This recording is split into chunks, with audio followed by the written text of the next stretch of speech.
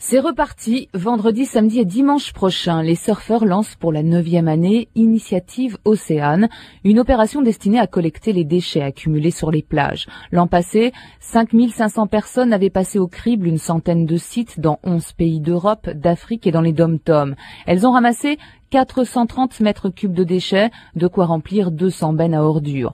L'opération ne se borne pas au nettoyage, elle est aussi l'occasion de sensibiliser les bénévoles et les curieux à la protection des océans ou encore au tri sélectif des ordures ménagères. Ramasser les déchets n'est pas une tâche si facile, il faut veiller à ce que les plus jeunes ne touchent pas aux déchets dangereux, il faut laisser sur place les bois morts échoués sur les dunes, ils contribuent à fixer le sable et à lutter contre l'érosion éolienne, il faut éviter évidemment de piétiner les zones sensibles. Une étude d'Ifremer a montré que les déchets s'accumulaient essentiellement à l'embouchure des fleuves, à proximité des grandes agglomérations ou le long des routes des navires de commerce et de pêche. Avant de s'échouer sur les plages, les déchets flottent au gré des vagues. On estime à 5,5 millions le nombre de déchets flottants dans le golfe du Lion. Certains finissent par boire la tasse, 150 millions de déchets sur les fonds de la mer du Nord, ou encore 300 millions en Méditerranée. Les emballages plastiques constituent l'échantillon le plus représentatif, 60 à 95% des déchets selon les sites. Nous sommes donc tous coupables, disent les surfeurs. Rendez-vous le week-end prochain pour ramasser et pour faire passer ce message, ne jetez rien à la mer, elle vous le rendra. La liste des sites de nettoyage est disponible sur france-info.com.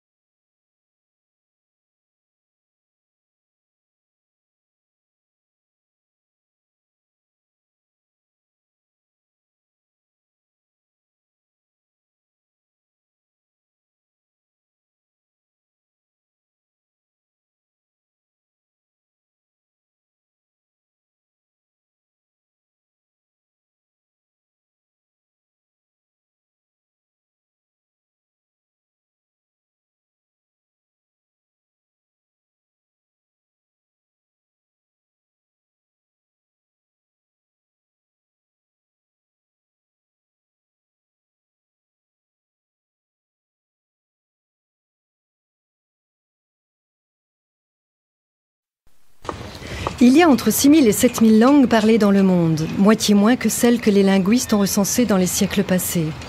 Internet, nécessité de l'écrit oblige, n'en a absorbé pour l'instant que 1400. À l'Organisation des Nations Unies, une institution qui regroupe 189 États, on n'en a retenu que 6. 6, ce n'est pas beaucoup quand on veut se parler, quand on veut diffuser de l'information sur des sujets aussi importants que la guerre, l'école, le sida, les droits de l'homme, enfin toutes ces choses qui font l'actualité et le quotidien de 6 milliards de personnes dont nous sommes. Mais le paysage linguistique de l'ONU et de ses agences n'apparaît pas si formel, si compact, si homogène quand on s'en approche. Et c'est ce qu'a fait Francophonie en se rendant à l'un des sièges de l'organisation, à Genève, en Suisse. L'ONU s'est donc choisi 6 langues officielles, le français, l'anglais, l'espagnol, le russe, le chinois et l'arabe. Un choix dicté par ses membres fondateurs et l'évolution des adhésions. L'ONU doit donc fournir des services d'interprétation et de traduction dans ces 6 langues. Par ailleurs, le français et l'anglais ont un double statut, puisque ces 2 langues sont aussi des langues de travail et donc privilégiées dans l'administration. Ce n'est pas simple et c'est encore moins simple quand il s'agit d'autres agences des Nations Unies, comme l'explique Louis-Dominique Ouédraogo, inspecteur des Nations Unies, auteur d'un rapport d'enquête sur le multilinguisme. Ça varie d'une organisation à l'autre et à l'intérieur de la même organisation, ça peut varier également. L'Assemblée générale et le Conseil de sécurité ont ces 6 langues à la fois comme langues officielles et langues de travail. Mais si on prend un autre organe principal qui est le Conseil économique et social, les langues officielles sont les mêmes 6 langues, mais les langues de travail sont anglais, français et espagnol. Si on prend une organisation comme l'Union postale universelle, qui est la seule organisation de la famille des Nations Unies, où le français est la seule langue officielle, et cela depuis la création de l'Union postale en 1876. Pourquoi on n'a pas appliqué d'emblée ces 6 langues officielles et on ne les a pas institutionnalisées comme étant des langues de travail ? Je crois qu'il y a 2 choses qui ont joué. D'abord, historiquement, il faut bien se rendre compte qu'au moment où l'ONU a été créée par la Charte de San Francisco, la technologie de l'époque en matière d'interprétation n'était pas ce qu'elle est aujourd'hui. On en était encore à l'interprétation consécutive au lieu de l'interprétation simultanée. Consécutive, ça voulait dire qu'en fait, la personne parlait dans sa langue maternelle et puis était traduite après. Et l'interprète interprétait au fur et à mesure. Alors quand vous le faites déjà entre 2 langues, ça prend le temps qu'il faut. S'il faut le faire en 6 langues, vous imaginez un peu ce que ça représente comme difficulté. Je crois qu'il y a d'abord cette première problématique. La deuxième problématique qui est évidente, c'est que ça a un coût. Plus de langues il y a, plus de ressources il faut pour assurer et l'interprétation et la traduction.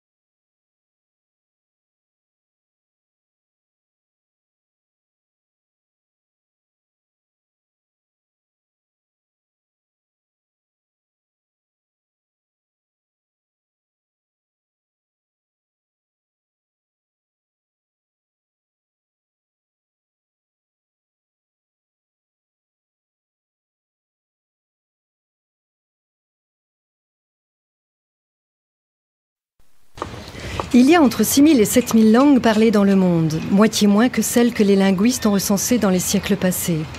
Internet, nécessité de l'écrit oblige, n'en a absorbé pour l'instant que 1400. À l'Organisation des Nations Unies, une institution qui regroupe 189 États, on n'en a retenu que 6. 6, ce n'est pas beaucoup quand on veut se parler, quand on veut diffuser de l'information sur des sujets aussi importants que la guerre, l'école, le sida, les droits de l'homme, enfin toutes ces choses qui font l'actualité et le quotidien de 6 milliards de personnes dont nous sommes. Mais le paysage linguistique de l'ONU et de ses agences n'apparaît pas si formel, si compact, si homogène quand on s'en approche. Et c'est ce qu'a fait Francophonie en se rendant à l'un des sièges de l'organisation, à Genève, en Suisse. L'ONU s'est donc choisi 6 langues officielles, le français, l'anglais, l'espagnol, le russe, le chinois et l'arabe. Un choix dicté par ses membres fondateurs et l'évolution des adhésions. L'ONU doit donc fournir des services d'interprétation et de traduction dans ces 6 langues. Par ailleurs, le français et l'anglais ont un double statut, puisque ces 2 langues sont aussi des langues de travail et donc privilégiées dans l'administration. Ce n'est pas simple et c'est encore moins simple quand il s'agit d'autres agences des Nations Unies, comme l'explique Louis-Dominique Ouedraogo, inspecteur des Nations Unies, auteur d'un rapport d'enquête sur le multilinguisme. Ça varie d'une organisation à l'autre et à l'intérieur de la même organisation, ça peut varier également. L'Assemblée générale et le Conseil de sécurité ont ces 6 langues à la fois comme langues officielles et langues de travail. Mais si on prend un autre organe principal qui est le Conseil économique et social, les langues officielles sont les mêmes 6 langues, mais les langues de travail sont anglais, français et espagnol. Si on prend une organisation comme l'Union postale universelle, qui est la seule organisation de la famille des Nations Unies, où le français est la seule langue officielle, et cela depuis la création de l'Union postale en 1876. Pourquoi on n'a pas appliqué d'emblée ces 6 langues officielles et on ne les a pas institutionnalisées comme étant des langues de travail ? Je crois qu'il y a 2 choses qui ont joué. D'abord, historiquement, il faut bien se rendre compte qu'au moment où l'ONU a été créée par la Charte de San Francisco, la technologie de l'époque en matière d'interprétation n'était pas ce qu'elle est aujourd'hui. On en était encore à l'interprétation consécutive au lieu de l'interprétation simultanée. Consécutive, ça voulait dire qu'en fait, la personne parlait dans sa langue maternelle et puis était traduite après. Et l'interprète interprétait au fur et à mesure. Alors quand vous le faites déjà entre 2 langues, ça prend le temps qu'il faut. S'il faut le faire en 6 langues, vous imaginez un peu ce que ça représente comme difficulté. Je crois qu'il y a d'abord cette première problématique. La deuxième problématique qui est évidente, c'est que ça a un coût. Plus de langues il y a, plus de ressources il faut pour assurer et l'interprétation et la traduction.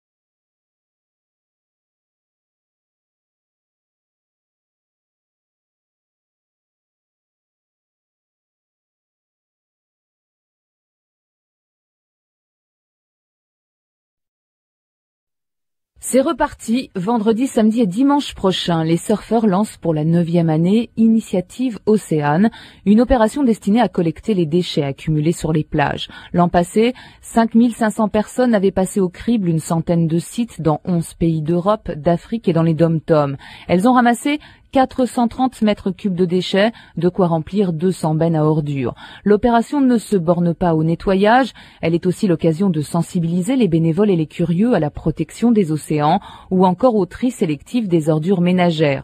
Ramasser les déchets n'est pas une tâche si facile, il faut veiller à ce que les plus jeunes ne touchent pas aux déchets dangereux, il faut laisser sur place les bois morts échoués sur les dunes, ils contribuent à fixer le sable et à lutter contre l'érosion éolienne, il faut éviter évidemment de piétiner les zones sensibles. Une étude d'Ifremer a montré que les déchets s'accumulaient essentiellement à l'embouchure des fleuves, à proximité des grandes agglomérations ou le long des routes des navires de commerce et de pêche. Avant de s'échouer sur les plages, les déchets flottent au gré des vagues. On estime à 5,5 millions le nombre de déchets flottants dans le golfe du Lion. Certains finissent par boire la tasse, 150 millions de déchets sur les fonds de la mer du Nord, ou encore 300 millions en Méditerranée.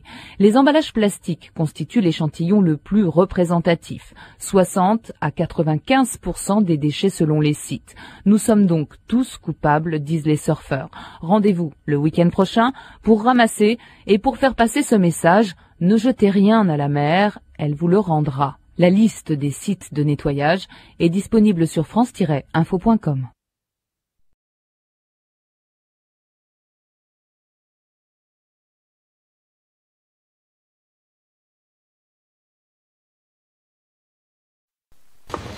Il y a entre 6 000 et 7 000 langues parlées dans le monde, moitié moins que celles que les linguistes ont recensées dans les siècles passés.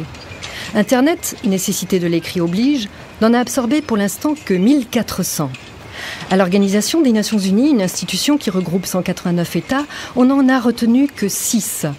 6, ce n'est pas beaucoup quand on veut se parler, quand on veut diffuser de l'information sur des sujets aussi importants que la guerre, l'école, le sida, les droits de l'homme, enfin toutes ces choses qui font l'actualité et le quotidien de 6 milliards de personnes dont nous sommes. Mais le paysage linguistique de l'ONU et de ses agences n'apparaît pas si formel, si compact, si homogène quand on s'en approche. Et c'est ce qu'a fait Francophonie en se rendant à l'un des sièges de l'organisation, à Genève, en Suisse. L'ONU s'est donc choisi 6 langues officielles, le français, l'anglais, l'espagnol, le russe, le chinois et l'arabe. Un choix dicté par ses membres fondateurs et l'évolution des adhésions. L'ONU doit donc fournir des services d'interprétation et de traduction dans ces 6 langues. Par ailleurs, le français et l'anglais ont un double statut, puisque ces 2 langues sont aussi des langues de travail et donc privilégiées dans l'administration. Ce n'est pas simple et c'est encore moins simple quand il s'agit d'autres agences des Nations Unies, comme l'explique Louis-Dominique Ouédraogo, inspecteur des Nations Unies, auteur d'un rapport d'enquête sur le multilinguisme. Ça varie d'une organisation à l'autre et à l'intérieur de la même organisation, ça peut varier également. L'Assemblée générale et le Conseil de sécurité ont ces 6 langues à la fois comme langues officielles et langues de travail.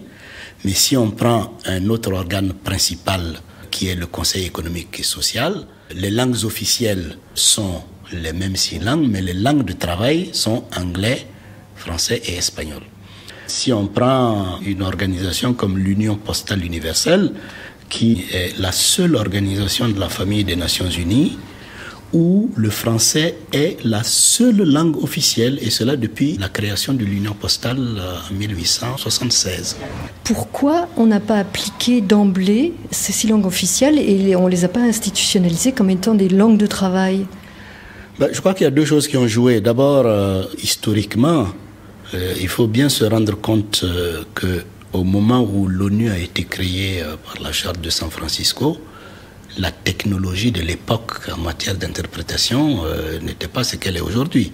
On en était encore à l'interprétation consécutive au lieu de l'interprétation simultanée. Consécutive, ça voulait dire qu'en fait, la personne parlait dans sa langue maternelle et puis était traduite après. Et l'interprète interprétait au fur et à mesure. Alors quand vous le faites déjà entre 2 langues, ça prend le temps qu'il faut. S'il faut le faire en 6 langues, vous imaginez un peu ce que ça représente comme difficulté. Je crois qu'il y a d'abord cette première problématique.